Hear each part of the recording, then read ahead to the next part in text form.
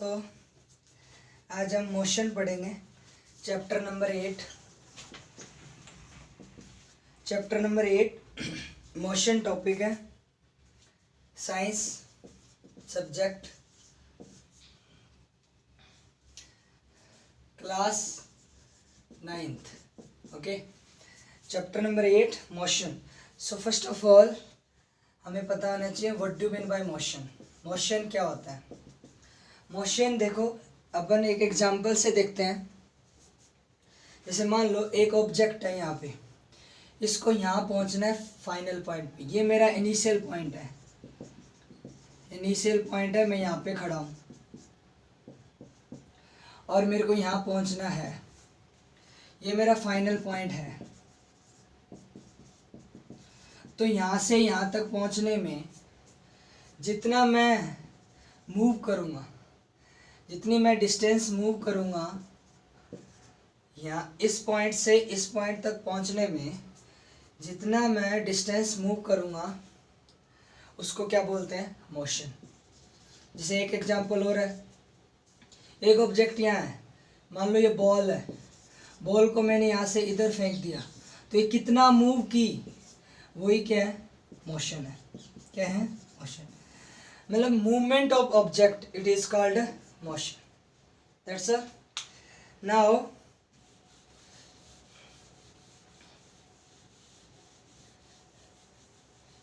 Okay, now motions के बाद हमें पता होना चाहिए what are the difference between distance and displacement. Distance और डिस्प्लेसमेंट में क्या डिफरेंस होगा? First, distance it is a longest path. Distance means हम लॉन्गेस्ट पाथ कवर करेंगे किसी भी ऑब्जेक्ट के द्वारा। अगर कोई लॉन्गेस्ट पाथ कवर किया जाता है उसको बोलते हैं डिस्टेंस। अगर किसी ऑब्जेक्ट के द्वारा शॉर्टेस्ट पाथ कवर किया जाता है उसको क्या बोलते हैं? डिस्प्लेसमेंट। कैसे? डायग्राम से देखेंगे। ये जैसे मान लो ये मेरा इनिशियल पॉइंट है, ये मेरा फाइनल पॉइंट है। इनिशियल पॉइंट ये मेरा है, फाइनल पॉइंट ये मेरा है। तो इनिशियल पॉइंट से मैं यहाँ से डायरेक्ट भी जा सकता हूँ, अगर मैं इस पॉइंट को, इनिशियल और फाइनल पॉइंट को देखूंगा और डायरेक्ट जाऊंगा एक पर्टिकुलर डायरेक्शन में, तो इसको अपन डिस्प्लेसमेंट बोलेंगे। क्या बोलेंगे? डिस्प्लेसमेंट। मतलब मैंने क्या किया, इनिशियल पॉइंट से फाइनल पॉइंट तक पहुंचने के लिए मैंने शॉर्टेस्ट पाथ कवर किया और एक पर्टिकुलर डायरेक्शन में कवर किया। डिस्टेंस में क्या, लॉन्गेस्ट पाथ कवर करेंगे। यहाँ से यहाँ चला, यहाँ से यहाँ चला, यहाँ से यहाँ चला, यहाँ से यहाँ चला, ऐसे कवर करते फाइनल पॉइंट तक पहुंचा। तो डिस्टेंस में सारी चीज ऐड होती जाती है, डिस्टेंस में सारी चीजें ऐड होती जाती हैं, पर डिस्प्लेसमेंट में ऐड नहीं होती। डिस्प्लेसमेंट में क्या करते हैं, फाइनल पॉइंट और इनिशियल पॉइंट को देखते हैं, उनका बीच का डिफरेंस, ये मेरा पूरा डिस्प्लेसमेंट आ जाएगा जितना मैंने कवर किया। कैसे? जैसे मान लो ये मेरा इनिशियल पॉइंट है, ये मेरा फाइनल पॉइंट है। इनिशियल पॉइंट और ये मेरा फाइनल पॉइंट। तो मैं इनिशियल पॉइंट से फाइनल पॉइंट के बीच में कितना डिस्प्लेसमेंट कवर करूंगा, तो वो मेरा फॉर्मूला बन जाएगा डिस्प्लेसमेंट का। क्या? Final point minus initial point, final point minus initial point, ये मेरा डिस्प्लेसमेंट का फॉर्मूला बन जाए। ऐसे डिस्प्लेसमेंट निकाल सकते हैं। अब डिस्प्लेसमेंट आएगा कैसे? ये पूरी डिस्टेंस आ जाएगी, फाइनल माइनस इनिशियल करूंगा। डिस्टेंस में क्या होगा, जैसे मान लो एक एग्जांपल ले रहा हूँ वापस डिस्टेंस में। जैसे मान लो ये मेरा इनिशियल, ये फाइनल है, तो ये 1 मीटर है, ये भी 1, ये 1, ये 1, ये 1, ये 1, ये 1, ये 1।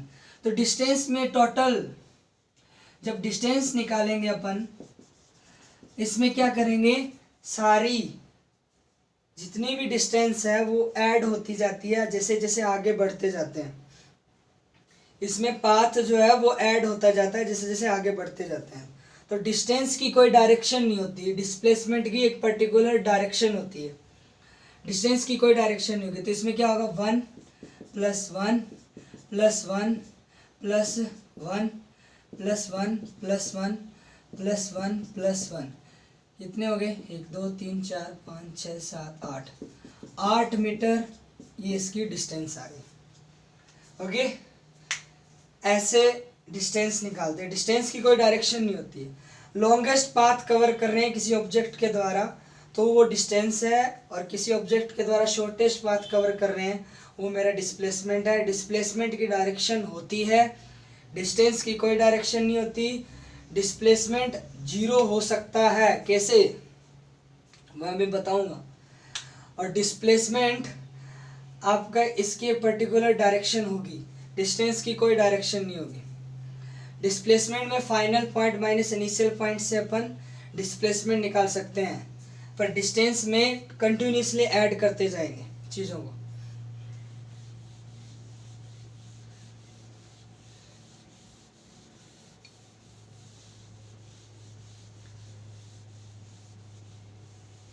ओके, अब देखो डिस्टेंस आपकी, डिस्टेंस कभी भी 0 नहीं होगी, डिस्टेंस 0 नहीं होगी। डिस्प्लेसमेंट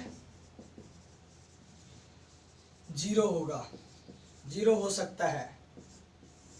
कैसे, जैसे ये पॉइंट है, मैं यहाँ से चला यहाँ तक और वापस इधर ही आ गया, वापस इनिशियल पॉइंट पे आ गया, वापस इनिशियल पॉइंट पे आ गया, तो मैं बोलूँगा ना कि इनिशियल पॉइंट जहाँ से चला था वहीं वापस आ गया, तो initial point is equal to final point. तो मैं जब भी डिस्प्लेसमेंट निकालूंगा तो final point minus initial point, ये दोनों 0 हो जाएंगे। क्यों हो जाएंगे, क्योंकि दोनों इक्वल है। इसको मैं इनिशियल पॉइंट लिख सकता हूँ, ये ऑलरेडी वैसे ही पड़ा है, 0 आंसर, हैंस प्रूव्ड। डिस्प्लेसमेंट 0 हो सकता है पर डिस्टेंस 0 नहीं होगा। डिस्टेंस में कैसे 0 नहीं होगा, मैं इधर चला 1 मीटर, फिर वापस चला उतनी 1 मीटर और, तो डिस्टेंस कितना हुआ, 1 + 1 कितना, 2 मीटर। तो डिस्टेंस 0 नहीं होगा, distance can not be 0। Understood, okay.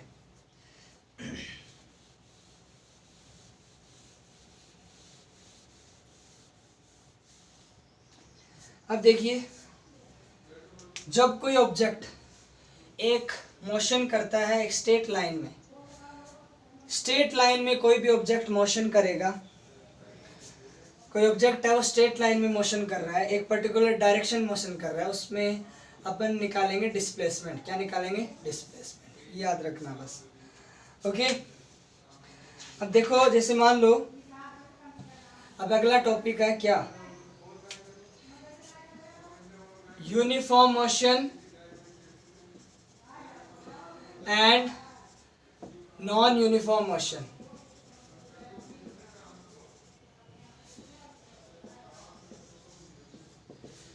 Uniform motion and non uniform motion. Sir uniform motion क्या है, यूनिफॉर्म का मतलब होता है कांस्टेंट, यूनिफॉर्म का मतलब होता है कांस्टेंट। मोशन मतलब कोई भी स्पीड होगी ऑब्जेक्ट की, speed of object, understood. Non uniform होता है non constant, non constant. Motion मतलब होता है स्पीड ऑफ ऑब्जेक्ट, वही। तो जैसे एग्जांपल ले रहे हैं अभी,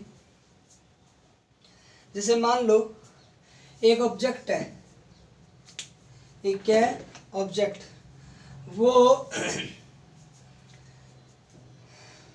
कंटिन्यूसली मूव कर रहा है एक पर्टिकुलर स्पीड में, कंटिन्यूसली मूव कर रहा है एक पर्टिकुलर स्पीड में, उसकी स्पीड कांस्टेंट है, मान लो 60 किलोमीटर पर हार है। कोई ऑब्जेक्ट 60 किलोमीटर पर हार की स्पीड से मूव कर रहा है, तो कांस्टेंट स्पीड है उसकी, जैसे मान लो एग्जांपल क्या है कि बाइक हाईवे पे 60 किलोमीटर पर आवर की स्पीड से चल रही है और वो 60 किलोमीटर पर आवर की स्पीड से चल रही है, तो वो क्या हुई, कांस्टेंट मोशन हुआ। वो क्या हुआ, कांस्टेंट मोशन। अगर कोई बाइक चली है पहले 60 किलोमीटर पर आवर की स्पीड में थी, उसके बाद घट के 40 किलोमीटर पर आवर की स्पीड में होगी, फिर उसके बाद बढ़ के 60 किलोमीटर पर आवर स्पीड में होगी, फिर घट के 20 किलोमीटर पर आवर की स्पीड में होगी, इसको बोलते हैं नॉन कांस्टेंट मोशन। ये मेरा नॉन कांस्टेंट मोशन है, non constant motion. Okay good, ये इसके एग्जाम्पल हो गए। ठीक है, अब अपन एवरेज स्पीड और एवरेज वेलोसिटी पढ़ेंगे।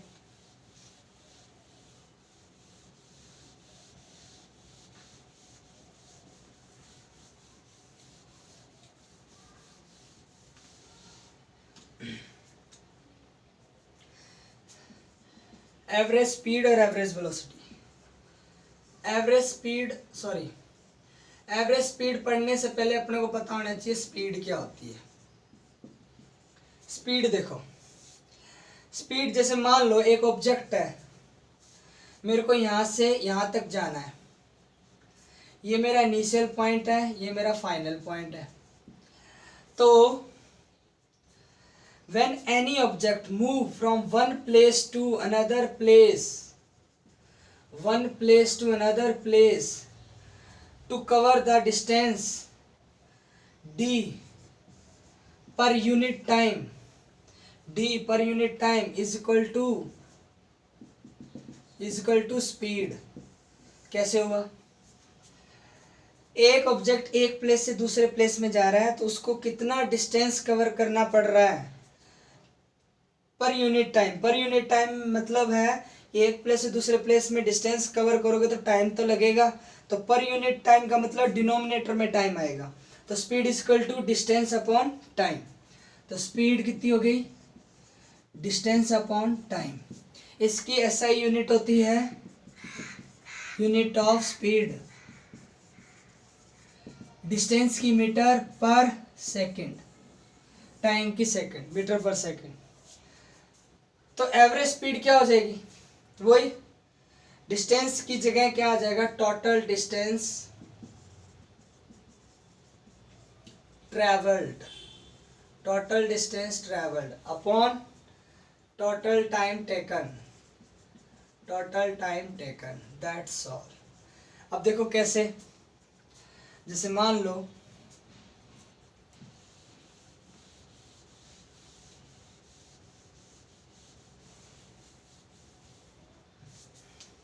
टोटल डिस्टेंस ट्रेवल कैसे होगा, d1 plus d2 plus d3 plus dot dot dot, time कितना होगा t1 plus t2 plus t3 plus dot dot dot. This is your average speed. Understood. Now अब पढ़ेंगे unit भी। Unit आपको अच्छे से आनी चाहिए, यूनिट बहुत इंपॉर्टेंट है।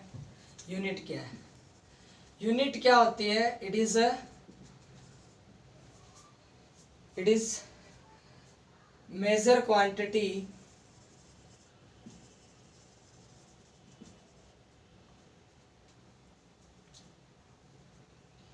Of physical, it is a physical major quantity है, it is a major quantity of physical. जैसे मान लो जो भी फिजिकल क्वांटिटी होगी उसको कैसे मेजर करते हैं, वो मेरी क्या है, यूनिट है। फिजिकल क्वांटिटी को मेजर करना ही मेरी क्या है, यूनिट है। तो यूनिट में क्या होगा, यूनिट में तीन टाइप, जैसे मान लो MKS, CGS, FPS। MCF ये हमेशा लेंथ को रिप्रेजेंट करेंगे, KGP ये हमेशा मास को रिप्रेजेंट करेंगे, SS ये हमेशा टाइम को रिप्रेजेंट करेंगे। ठीक है, तो अब इसका एक चार्ट बनाते हैं जिसमें पता चल जाएगा। देखिए यहाँ पे मैं लिख रहा हूँ MKS, CGS, FPS, ये मैं लेंथ लिखूंगा यहाँ पे मैं लिखूंगा मास, यहाँ पे लिखूंगा टाइम। ठीक है, देखिए लेंथ में देखेंगे तो क्या आ जाएगा, MKS में मीटर, स्मॉल m, और लेंथ में अगर CGS में देखेंगे तो सेंटीमीटर, cm, F में देखेंगे तो फुट, ठीक है, K किलोग्राम, kg, G ग्राम, स्मॉल g, P पाउंड। ठीक है, टाइम का सबका क्या आ जाएगा, second, S second, S second, S। ये अब देखो लेंथ क्या है, एक सिंगल डायमेंशनल है, लेंथ क्या है, सिंगल डायमेंशनल, और सिंगल डायमेंशनल के अंदर लेंथ भी आ सकती है, ब्रेड्थ भी आ सकती है, विड्थ भी आ सकती है, डिस्टेंस भी आ सकती है, एंड डिस्प्लेसमेंट भी आ सकता है, एंड हाइट भी आ सकती है।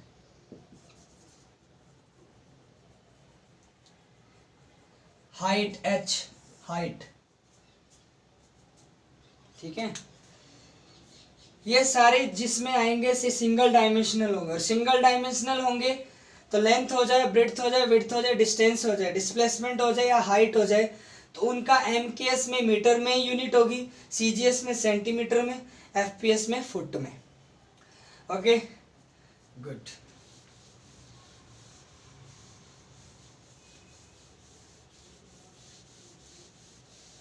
अब देखिए, अब पढ़ेंगे एवरेज वेलोसिटी। एवरेज वेलोसिटी से पहले वेलोसिटी पता होना चाहिए, सेम चीज है। वेलोसिटी क्या होगी, ऐसे मान लो कोई ऑब्जेक्ट है, ये ऑब्जेक्ट है, ये ऑब्जेक्ट यहाँ से चल के यहाँ पहुंचा, इनिशियल पॉइंट मेरा ये है, फाइनल पॉइंट मेरा ये है, मेरे को यहाँ तक पहुंचा।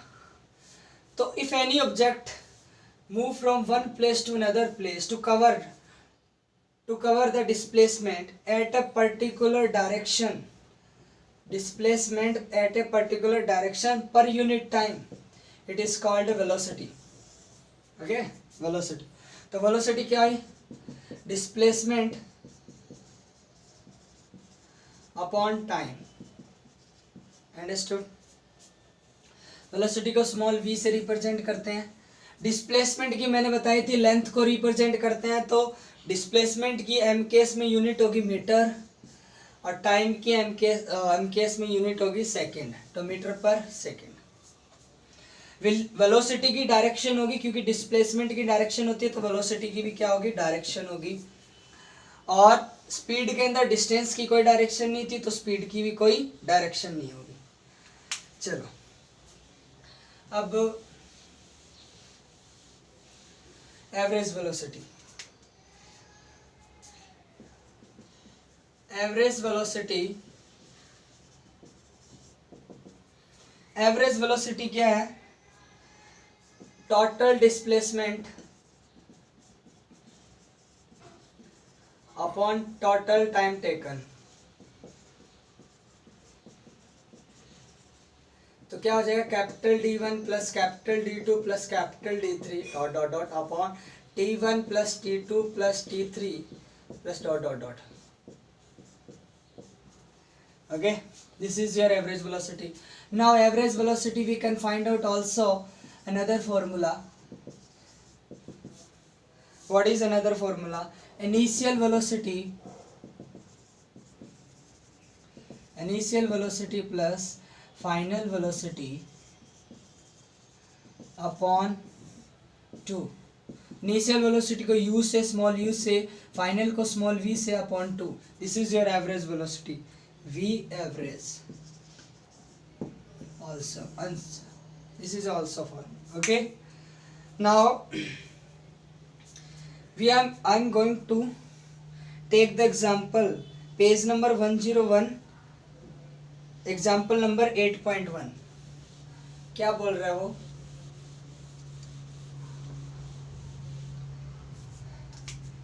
पेज नंबर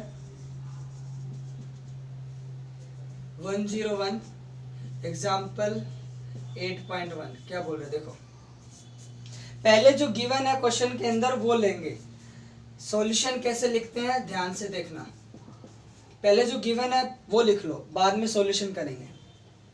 जैसे an object travels 16 metre in 4 seconds and then another 16 meter in 2 seconds. What is the average speed of the object?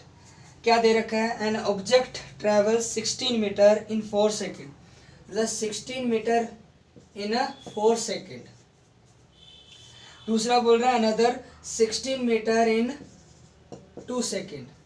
तो देखो d1 कितना दे दिया 16 मीटर, t1 कितना दे दिया 4 सेकेंड, d2 कितना दे दिया 16 मीटर, t2 कितना दे दिया 2 सेकेंड. यूनिट बहुत इंपॉर्टेंट है, ये यूनिट है metre metre second second, distance की मीटर मीटर, टाइम की सेकेंड सेकेंड. ठीक है. अब what is the average speed of the object? Average speed निकालनी है ऑफ ऑब्जेक्ट. तो कैसे निकालेंगे? वही फॉर्मूला लगाएंगे एवरेज स्पीड का. Total distance upon total distance travelled upon total time taken. तो कैसे करेंगे इसके बाद? यहाँ पे कर रहा हूँ मैं. तो एवरेज स्पीड मेरी हो जाएगी टोटल डिस्टेंस ट्रेवल मतलब d1 plus d2 upon time t1 plus t2. d1 कितना है 16 मीटर, 16 प्लस 16 डिवाइड बाय टाइम कितना है 4 प्लस 2, तो कितना आएगा 32. 32 डिवाइड बाय 6. ठीक है. और ये मीटर में थी, ये सेकंड में थी यूनिट, तो कितना आ जाएगा 5.33 metre per second. That's all. This is your answer. ऐसे प्रॉपर करना तब जाके नंबर मिलते हैं. ठीक है.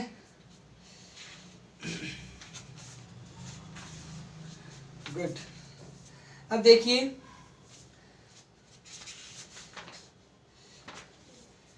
पेज नंबर 102 एग्जाम्पल नंबर 8.2 करेंगे हम.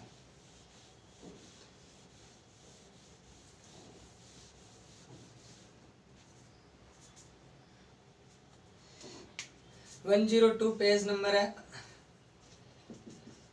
एग्जाम्पल है 8.2. कैसे होगा देखो. The odometer of a car reads 2000 kilometre at the start of a trip and 2400 kilometre at the end of the trip. If the trip took 8 hour calculate the average speed of the car in kilometre per hour and metre per second. Speed निकालनी है average kilometre per our में और metre per second में. पहले देख लो जो given है वो लिखो. देखो डायग्राम बनाओ. Odometer of a car reads 2000 kilometre at the start of a trip and 2400 kilometre at the end of the trip. तो स्टार्ट ट्रिप 2400 किलोमीटर मतलब ओडोमीटर मतलब कितना गाड़ी मेरी चल चुकी है. तो 2400 किलोमीटर मेरी गाड़ी पहले चल चुकी है जब मैं इनिशियल से स्टार्ट करने वाला था. ठीक है. सॉरी, इनिशियल से जब स्टार्ट करने वाला था तो मेरी गाड़ी 2000 किलोमीटर चल चुकी है.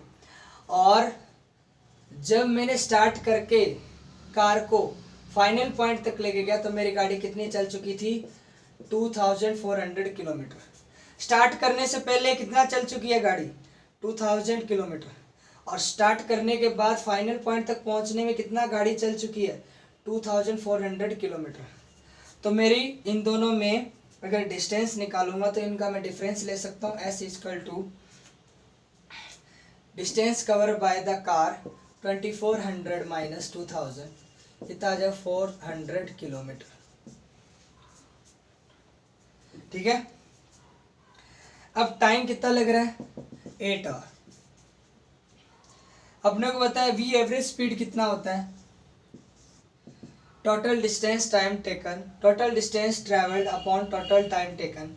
तो टोटल डिस्टेंस कितना है एस अपॉन टी, तो टोटल डिस्टेंस कितना है 400 अपॉन 8 आवर, तो काटने में कितना आ जाएगा 50 किलोमीटर पर आवर।